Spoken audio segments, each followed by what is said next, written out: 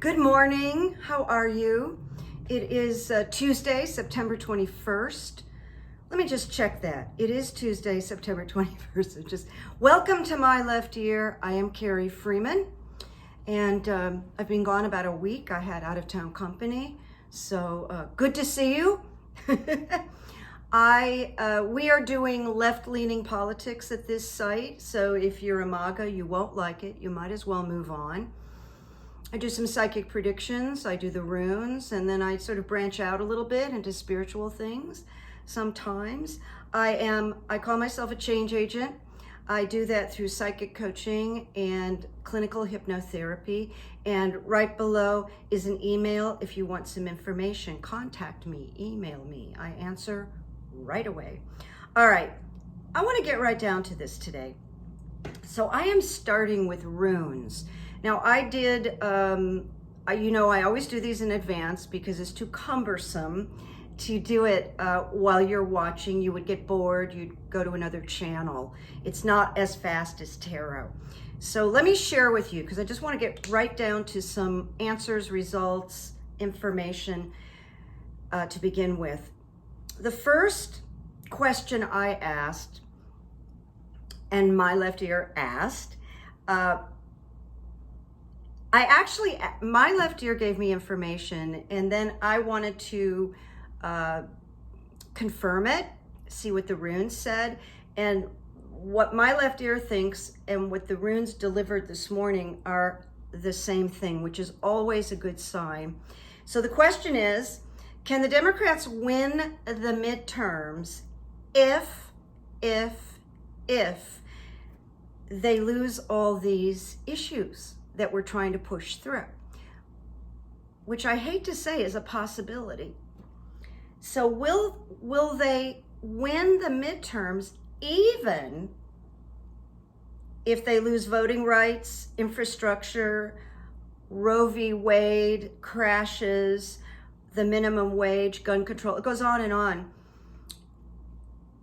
And My Left Ear said, yeah, even if these losses happen, we can't move the filibuster, blah, blah, blah. Yes, the Democrats can still win seats in the midterm and take more of a majority. Not a huge one, but a little one. So the runes that came up were just so positive. Journey, I'll just give you a little bit. Journey is like two sides of a situation. It's the end of a journey where there's a united situation. It tells us to keep removing the resistances, and there is an element of joy. So that's just the first rune that I picked. Then there was Harvest, which comes up often. Harvest is a rune of fertility. It has no reversal, and it's a harvest in 1 year. 1 year, here we go again. I've mentioned, and this leads to a harvest. The harvest would be the Dems winning a few extra seats in the House and the Senate. And then the last rune, these were all positive. There was nothing questionable in here. Strength. So it does say the life that we've been living has outgrown its form. And this is opportunity disguised as loss. So if it happens, I really want to put that in there, and I will do runes in the future about this, but if we lose all this opportunity with infrastructure, voting rights, it will seem like maybe we're sort of, it's over. It's like, I'm turning on the fan here because it's a little bit warm. But that would be loss disguised as opportunity. So the irony is we'd have a few more seats in the Senate or the House. It's really weird. But I did 2 runes on this. And the second set, I just did, will Dems add to the Senate and the House, which I've done before, and it came up, yes, again. Partnership, movement, and initiation. Those were the 3 runes, all positive for this question. So I'm putting myself on the line here of people.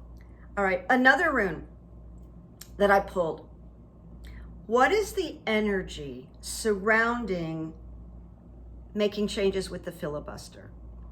We know originally Joe Biden was not keen on doing anything to the filibuster, but he's making no progress with Joe Manchin. That's a whole other, story, Joe Manchin. So, I had to ask a question: where are we at with this filibuster? What I came up with the runes is like a partial adjustment, not a complete removal of the filibuster. We need to revisit this again, but the first one was an opening in reversed, so not quite an opening. Journey, which is about removing obstacles, and restraint reversed, which is suffering holdups. So the filibuster won't be, magically eliminated. That's not what we think here, but a partial adjustment possibly. I'm moving on now to another runes question. This was, I have to say, I was a little selfish because Carrie wanted to know. About 3 weeks ago, I was tweeting about we really need Beto O'Rourke to run for governor in Texas. He just needs to. Can't think of anybody better. So the runes, I asked, will Beto O'Rourke, which he's preparing to do this, by the way. He's preparing to run, win governor of Texas. Okay. It was a little iffy, but I went further and I just asked the runes, will Abbott win? Will he be back? And it was like, no. It was no. So this is going to be a real battle. There's a rumor, I just even hate to say it, but an actor named Matthew might run, or maybe it's just PR. I really hope that doesn't happen. It would split Texas. Yeah, but when I did the rune on Abbott winning Texas during the midterms, I got the opposite of strength, which is a weakened position. I got missed opportunity, and this tells me everything. It will be a hard jolt to someone who is unconscious or unaware in life, and that is Abbott. So Beto will have some real challenges, but I tend to think he could win based on, and also Abbott's ratings are going down, just like DeSantis. Now, I didn't pull cards on DeSantis about him winning. I'm just going to say no. DeSantis isn't going to win Florida again. But when I come back, I'll do runes on DeSantis. I didn't want to kind of go overboard today. So we'll keep an eye on Beto. But the good news is Beto knows so much more now than when he ran before against Ted Cruz. He really knows the talking points. People are losing faith in Abbott. Texas is flirting with being purple. So we got to put everything behind Beto O'Rourke. He would be so fantastic for Texas. Okay, now my left ear told me that everybody's very impatient, but there are indictments that are going to start dropping this fall, and we're almost at the fall point. We're mid-September. I have this sense, we have this sense, the left ear and I, that Georgia, with the messing with the election, obstruction, asking for more votes, blackmailing Raffensperger, have a sense that that could be the first thing that drops. But we are hearing news from New York, and it's speeding up. And there is news that the kids, the spawn, Eric and Ivanka and Fredo are getting subpoenas. They're receiving subpoenas right now. Going to go back to Mitch McConnell, who really can't stomach. I say that with a smile. Really can't stomach you, Mitch McConnell. Right now, he's very much against raising the debt limit while Biden is president, and that could close down the government in October. Now, why do we have the debt? Because the previous president raised it to 7 trillion, and now Biden's coming in and saying, look at, we got to raise this debt limit. McConnell is like very much wanting to crush this. He wants it to make Biden look bad.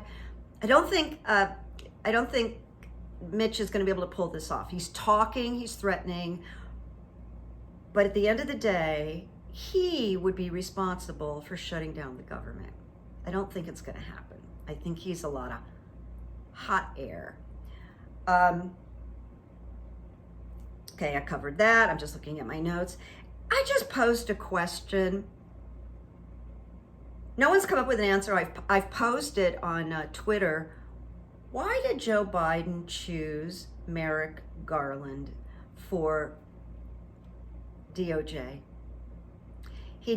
There seems to be some hesitancy, something that's not being delivered, said, we're losing confidence. And I'll tell you, brilliant attorney Barbara McQuaid wrote a whole thing about one of the DOJ's recent investigations, indictments. She said it was awful. I hope it's not. I hope that's not the truth. I am wishing and hoping that Merrick Garland surprises us. But I feel, and my left ear feels, he's going to slide in after Georgia, after New York comes in with their indictments and gets this thing going. So finally, someone else is going to hold the ex-president responsible so that Merrick Garland does not have to set a precedent. These attorneys, there's no attorney that likes to set a precedent. And then imagine the whole world is looking at you like there's a big Klieg light on you, like waiting. Okay, we're waiting, Merrick. And he then is the first person to indict a president. He doesn't want it. That's our feeling. That's our feeling. So it's hurting the country though, because as long as Trump is acting out, saying and doing crazy things, which he's continuing to do, it's fomenting more violence, more, insurrection. All right, my left ear, Roe versus Wade. I always frame it that it's about choice. It's not about abortion. It's really not accurate that people are for abortion. I think if you talk to 10 women who've had an abortion, they would say, no, I'm not for abortion. It's traumatizing. I'm for my ability to choose. All right, just had to make that clear. Listen, something that nobody's writing about yet, but they will, and I'm here to say this, and get ready because it's not pretty. There's going to be more suicides in Texas, and as other states try to do the same thing with Roe v. Wade, there's going to be more suicides. There very well could be more assaults and rape. They're going to probably start regulating IUD devices. Can you buy one? Can you have one put in to prevent pregnancy? Adoptions will be flooded, and adoptions places are not ready for that. Some of these women will murder their babies. They'll have the babies and they'll murder the babies. They'll let the babies die out of desperation. And there will be opportunities for pedophiles. There will be, if this goes on and on, if we're not able to cauterize this horrible Roe v. Wade thing, pedophiles will try to adopt, and they'll look like normal people. I hate saying all this. This is so dark, what I'm sharing. But people are going to start writing about this because they like, oh, we're going to end, abortion after 6 weeks. They're not thinking about the outcome of this. All these things that I line itemed. We just got to pray on this one. It is so serious. It's going to affect the medical community. And by the way, the medical, the gynecologist, the OBGYN in Texas who came forward and admitted that he performed an abortion about a week or two ago for a woman who needed it very badly, he came out and said he did it. And now someone in another state, of course, is suing him in another state. I don't think they'll get that far, to be honest with you. Well, one good thing after delivering all this dark stuff is that we got rid of Larry Elder in California. Some of you were in California and were really happy because he was like another Trump. Could be worse, but we got rid of Larry Elder and nothing's going to happen there. He may jump up and down. He may get a couple of lawyers. Nothing's happening with Larry Elder. My left ear tells me that the rift in the Republican Party is starting to create a new breed. This is going to happen eventually, but it's beginning to happen now because they're starting to eat each other, and there's stories about Trump wanting to destroy McConnell, wanting to now destroy Kevin McCarthy. I have no problem with that, but riff, and there could be a new outcome, a new breed. There's an awful lot of energy going towards getting rid of Lauren Boebert and Marjorie Taylor Greene.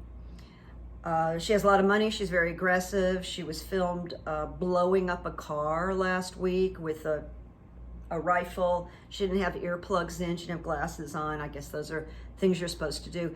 But she blew up an old car that said socialism on it, and it was really ugly. It was really violent. It's not what a congressperson should do. But she's so cray-cray that she actually came out and said that she's the most productive person in Congress. I'm pausing while you laugh. And you say, really? Are you kidding? No, I'm not kidding. She really came out and said it. She said it on a radio show to Steve Bannon. Now, by the way, this is not written in my notes, but Steve Bannon is going to end up in jail again, and I believe Roger Stone is also. And Roger Stone just got a subpoena about January 6th, so stay tuned, people. Now, this is not news, but just let me say, I've been saying for a very long time, the Republicans are louder. They're louder. They want ultimate power. That's all they want. There's no platform. There's no plans. They just want power and control. The Democrats actually want to serve and improve things. It's just true. It's just true. I'm not making something up here. So, the Democrats are sort of more intellectual, methodical, considerate. I don't think it's serving them. I think there needs to be some kind of coming together and revisiting their approach. I'm not the only one saying that. A lot of people are saying something similar. I don't know who's listening. And by the way, in case you're interested, Kamala Harris is going to appear exclusively on The View this coming Friday. And we know they'll spend a lot of time with her. And it's her first big network thing. So Friday morning, if you're interested, Camilla speaks. Here's some good news. Trump's popularity is diminishing. Only about 300 people showed up for his last rally. They wouldn't even let the press in because they don't want the press to see the terrible numbers. And there was a very sparse showing at the Capitol this past Saturday. It was kind of a nothing burger. And boy, the press just went to town on it and prepared us. And I think a lot of us just kind of knew it's not going to be a big deal. And it wasn't a big deal. Now, one of the reasons is they weren't funded. And there's every reason to believe that this thing on January 6th was funded, heavily funded. We know that Justice Thomas' wife, Ginny, helped fund 70 busloads of people coming for this thing, but so far, Ginny Thomas is not receiving a subpoena. And if she doesn't, I'm gonna have a real problem with that. And it's not gonna be with the Republicans, it's gonna be with the Democrats. She needs to be questioned, but there we go. Here we are, her husband's Supreme Court. And I think he's wicked also, Thomas. You know, he voted, Thomas is a bad guy. All right, I'm just checking my notes, make sure I covered. You know, I don't know if you know this, but Trump sent a very sloppy, not professional letter to Brad Raffensperger, Secretary of State in Georgia, who he tried to blackmail and coerce into recalling some votes.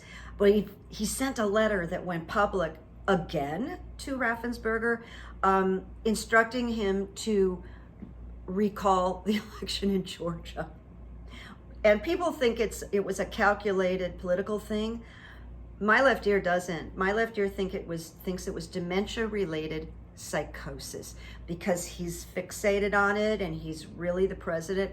Now, the new book that came out by Woodward and Costa, Robert Costa, said, you know, Trump wants to be president again, but he wants all the fixings. He has no plans, he has no agenda, he has no ideas. He just wants the position, he wants the golf cart, he wants the attention. He has no platform, but he wants to be back in office and he feels like he deserves it. The irony is this big lie, you know, they call Trump's big lie. It's actually discouraging voting and it's causing deaths because people are not vaccinated. They don't want to get vaccinated because of him, because it's a big lie, so he says. And then he's discouraging, and you know I'm not saying anything brand new, but he is discouraging his own people from voting. It's just the craziest irony. But you know, the Republicans are not known for their understanding of irony. Now, for some reason, there are more people getting vaccinated, but I don't think it's going to be a tsunami, but there is some improvement. But, you know, what's going to happen is these sort of right-wing, anti-mask, anti-vaxxers, they'll be shrinking also, possibly going to get vaccinated, because they're going to be losing their rights. They're not going to be able to eat inside. Traveling is going to become a pain. Their co-pays for medical insurance are going to go sky high. So they're becoming very limited, and that may cause more people to get vaccinated. But not everybody. Not everybody.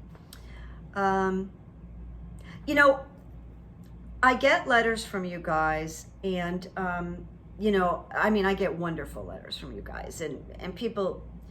I actually am a very nice person. However, I have a breaking point where I'm not nice, and I hit it last week, and I'm just going to tell you. Went to the Ralph's. I talk to you about Ralph's all the time, but I go to Ralph's. Ralph's in my neighborhood, and I go to the deli section and I get some sliced cheeses and things. And there was a woman there who's never been pleasant. She's not pleasant. She wasn't pleasant before COVID, during COVID. Never smiles, never says hello. When she wraps up your deli stuff, she just kind of like slaps it on the counter and walks away. It's got slightly mature woman, hat, ponytail, and she wears her mask under her nose, okay?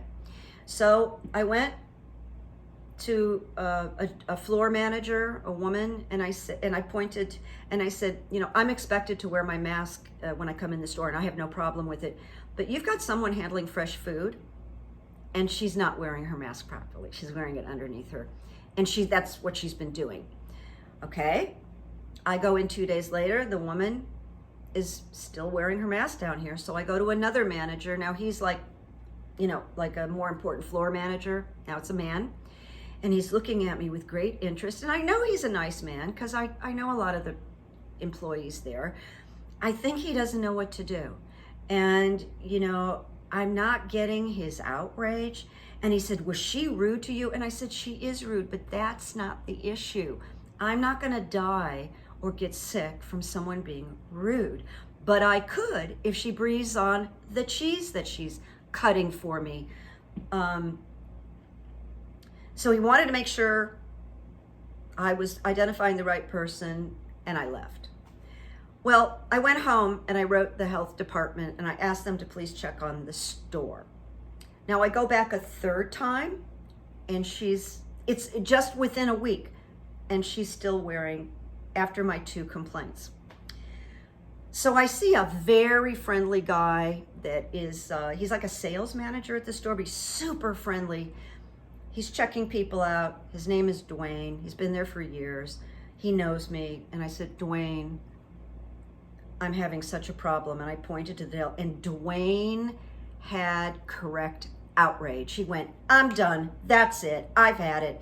He said to the person line, excuse me, I'll be right back. And he walked into the manager's office, and I guess he just raised hell. So now the manager, who's like the big manager, I guess now, he peeks around the corner to see who's the crazy lady who's complaining, which would have been me. And I'm just standing there calmly.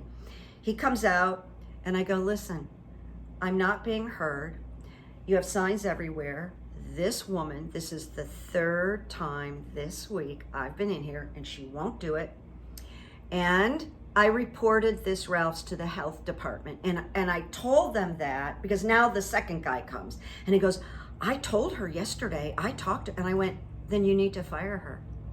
If you talk to her and she won't do it, you need to fire her.